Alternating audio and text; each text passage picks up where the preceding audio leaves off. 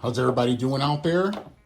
So today I have a knife that I just got and I already degreased it, wiped it down. This is the 1849 Rifleman's knife from Coldsteel. So it is a little bit more pricier than the Wild West Bowie, and it was a little bit less expensive than the Frontier Bowie.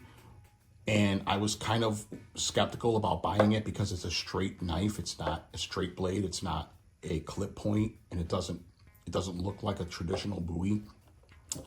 But I watched a video by I believe his name's Michael Rizzo, and he pointed out a lot of things and that interested me in this.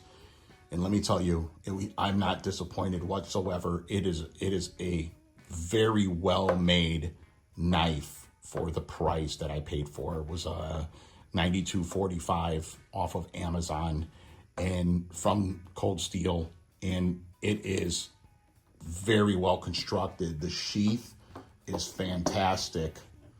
It is far more durable and better than the Frontier Bowie sheath. It has this metal chape on here. And this frog does move. You can undo that, and then you can push that down and take it off and possibly put it on another sheath. Now, I do like this, but it's not the best. It's okay. It's still easy to draw, but the dangler one that they have on the Wild West Bowie, I don't really like because it's not attached like how this one is, and it will move around if you try and draw it really fast. This one actually fits in the sheath just like the Frontier Bowie. It's really nice. Now I already know that this large brass portion right here is going to scratch the brass guard, so I'm going to sand it down a little bit. These rivets need to be sanded down a little bit. These on the back need to be sanded down a little bit. Other than that, it's fantastic. It's got the 3 brass pins right there on both sides. It's got that lanyard tube that it actually really doesn't even need to be smoothed out. It's pretty smooth, but I'm gonna take a little bit of sandpaper to it and sand down both sides and put a lanyard through it. I'll show you another knife that I have. This thing is super polished. It's actually really good for the price that you're paying for a knife this size, it's a 12-inch long blade, and it is a 5.5-inch handle from the top of the guard to the bottom of the handle, not from the bottom of the guard, not from right here, from here. And this thing is very heavy. It is almost 1/4 of an inch thick. It's just under that. Very nice. And it's not a hollow grind blade. It's like a flat saber grind. Now, they did not say on the website or anything that I know there's a false edge up here that's it's from here to there. Now, they did not say that this was going to be whether it was just like a clip point style, or if it was going to be, unsharpened, or if it was going to be sharpened.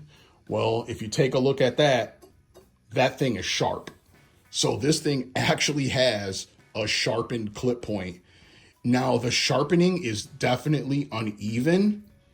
The blade grind is uneven, but it's not terrible. And down from about right there to right there, it is not sharpened.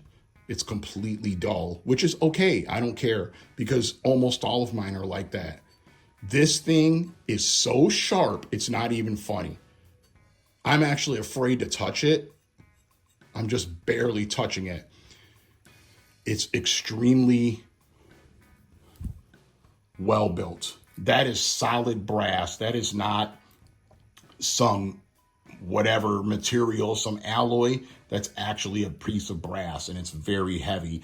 Now there is a little bit of a sharp corner right here, and there is one on this side too, but I can polish that and round it out and it'll be absolutely fine.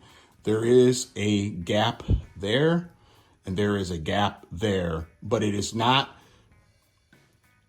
that bad, and that's fine because I know they have to cut a hole in it and fit it over the blade, which is perfectly fine. That's not going to do anything. It's not going to affect the function. The handle is rounded like that, and it's slightly tapered. It does have a little bit of a swell right here, and it tapers out and then tapers back down again, and it has that bird's beak right there. Very nice. And then I can tell which way the blade is facing just by that bird's beak. So it tells your brain which way the blade is. And you could definitely chop some wood. I think I could even fillet a fish with this if I really tried hard enough. And if you look at that swedge up there, that clip point, if that even is a clip point, very nice. Could you do some back cuts with it? Definitely. Is it going to be as good as a traditional clip point Bowie blade? Probably. This thing's 17 and a half inches long total. So I'm going to show you let's get rid of the scabbard. This is the Frontier Bowie. Now you see how it has that S-guard on there. So that S-guard is actually really good, and you could probably punch somebody in the face with it. Not that I'm saying that you were going to, but you probably could. But the only problem that I have with this is when you put it in reverse grip. I don't like that, because when you go like this, that S-guard goes right into your hand, and I don't like that. And then when you have it traditional with the blade facing down, but now trying to do it North American Bowie style, how about that S-guard right there hitting you in the back of the hand? That will hurt. So this is not a knife where you would want to turn it around North American Bowie style. And also it's actually quite long too. It is only a half an inch shorter not even, it's about the same length. Actually, yeah, it's the same length. Very nice. These two knives, and the sheath is not the back of it. You see how you can push it in. The back of this one, you cannot.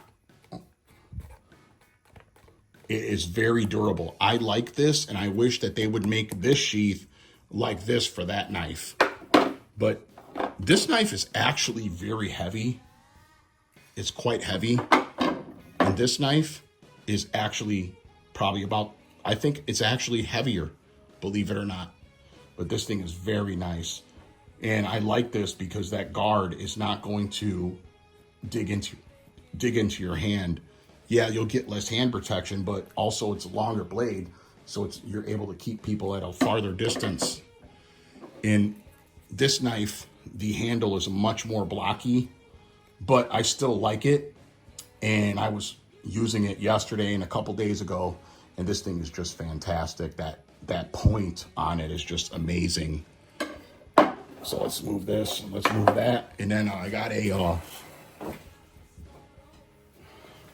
now, of course, this is my favorite knife. This is the Wild West Bowie, and I put oil on it. I put MPT firearm lubricant on it, and it works fantastic, and it keeps this thing really nice. And this is not as heavy as the other ones, but I feel that this is less of this is right at the line of right before it comes a short sword.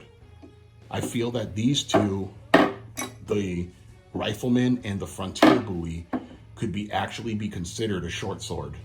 This just seems more maneuverable, and you get a better, if you practice back cuts and practice a flow with this, it comes out better, and it's more maneuverable. I feel that it moves in my hand better than the longer, heavier one, and I have a bit more confidence in using this one than I do using those. And the only thing is I wish that it had a U-shaped S-guard or U-shaped guard on it instead of an S-shaped guard like this. And if the S-shaped guard, the S-guard came down more and went up a little bit more on this side. But you can actually use this North American Bowie style this way, and it will not, if you choke up on it like this, it won't hit the back of your hand. Of course, if you do it down here like this, it might, but you wouldn't want to do that. You would want to choke up on it like this, and it's really good that way. I feel it's a lot better. I've been practicing two-hand knife style and a couple other ones, and this thing works fantastic. I'm actually going to get another one of these. I'm probably going to get 2 more of these. I already have 2 of these. This is the first, I just got this today, and I'm going to practice with it, and it's actually really, really nice. This is the best made cold steel knife like this size that I have out of all 3 of them. It's the most refined. This one is refined too, but it's still not as refined as this one. This one actually has more shape to the handle. It's been sanded down and polished. This is polished. This blade is polished. About as good as you're going to get it for whatever. I believe this is 1080 steel. And I think they say this is 1090, but I'm not. I know they're saying this is 1090 spring temper and this is 1090, but I'm not sure if it's the same type of steel because this one just seems so much heavier, and this one doesn't. I know it's shorter, but it's not that much shorter. But these knives are just fantastic. If you're in the market for a larger knife like this, that is pretty much a dual knife. I mean, the spine is sharp enough to strike a ferro rod. It's got a sharpened swedge up here. The whole entire blade is sharpened. It's 12 inches long. The blade itself is 12 inches long. It's got a brass guard. You can do some you actually could probably do better fine detail work with this because of the blade being so straight. And even if you sharpen it up down here, and it'd be a lot easier to choke up on. And you really don't need your finger up here anyway to do any fine detail work. You can just hold it like that. And the handle is actually really great. I think it feels fantastic in my hand. But if you're looking for a knife that is really, really well made, those are just fingerprints on the blade. For under $100, just under $100, and you don't want a knife like this, or you don't want one like that, then this would be a great knife to get for sure. And I'm actually really glad that they sharpened that clip point, that swedge up there. It's just great. And it has the best sheath out of all of them. That sheath looks so cool. Well, 1849 Rifleman's knife, cold steel. Got it off of Amazon. You can get it on Chicago Knife Works. You can get it on Knife Center, but they're a bit more expensive. Chicago Knife Works and Amazon have been my go-to sites since I've been ordering these knives. So everyone, you guys have a good time and take it easy. And if you like this knife, follow the link in the description and you can buy one.